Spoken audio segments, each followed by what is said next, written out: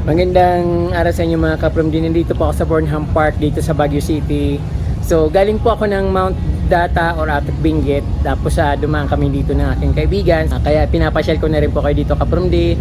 Hindi lang sa napakaganda ng scenic, napakalamig din at siyempre napakaraming bulaklak at napakaraming turista dito. So ayun kaprom di, ililibot ko kayo dito sa buong Burnham Park. So yung hindi pa nakarating dito sa Baguio at namimiss ng Baguio, ito ngayon ang Burnham Park. So napaka maaliwalas, siyempre palagi naman maaliwalas dito.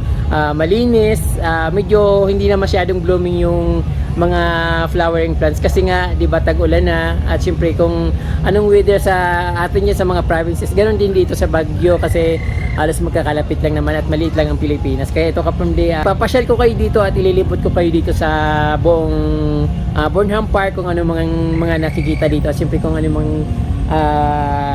mga bagong seating dito. So actually wala naman na bago sa mga seating dito.